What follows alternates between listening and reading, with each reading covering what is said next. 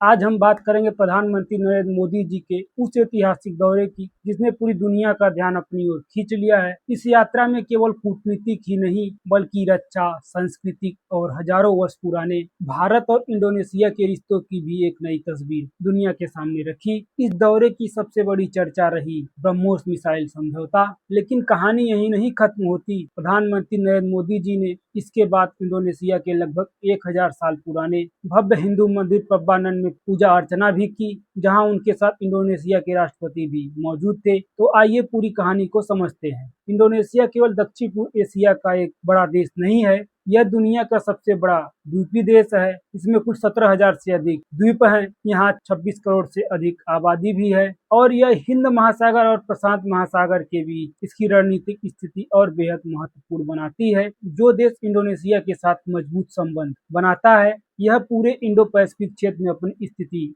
मजबूत करता है। यही वजह है कि भारत और इंडोनेशिया लगातार अपने संबंधों को नई ऊंचाई तक ले जा रहे हैं। जब प्रधानमंत्री नरेंद्र मोदी जी की मुलाकात इंडोनेशिया के राष्ट्रपति प्रोबो सुबियांतो से हुई, तो दोनों नेताओं ने सिर्फ औपचारिक बातचीत नहीं की, बल्कि बैठकों में रखा समुद्री सुरक्षा, डिजिटल तकनीक, कृत्रिम बुद्धिमत्ता, महत्वपूर्ण खनिज, बंदरगाह विकास और व्यापार जैसे कई विषयों पर चर्चा हुई। लेकिन पूरी दुनिया की निगाहें एक नाम पर टिक गई, जिसे हम कहते हैं ब्रह्मोस मिसाइल। तो आइए समझते हैं ब्रह्मोस मिसाइल इतनी खास क्यों है। ब्रह्मोस कोई साधारण मिसाइल नहीं है, यह दुनिया के सबसे तेज परिचालक सुपरसोनिक क्रूज मिसाइलों में से एक है। इसकी गति लगभग 2.8 से 3 मैक तक पहुंच जाती है। इसे जमीन से, समुद्र से और हवा से भी दागा जा सकता है। इसकी सटीकता और गति से दुनिया के सबसे भरोसेमंद मिसाइल प्रणालियों में शामिल करता है। यदि इंडोनेशिया इस प्रणाली को अपनाता है तो यह भारत के रक्षा निर्यात के लिए एक बड़ी उपलब्धि होगी और दोनों देशों के रणनीतिक साझेदारी को भी नई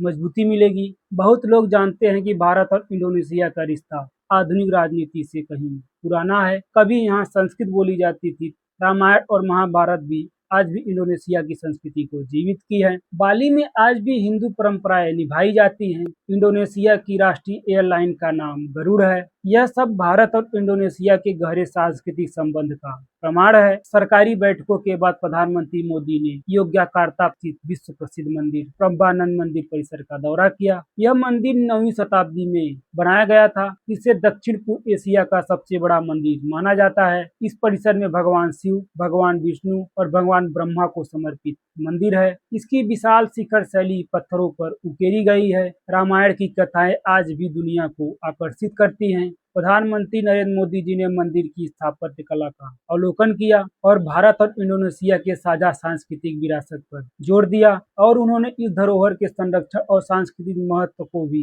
रेखांकित किया।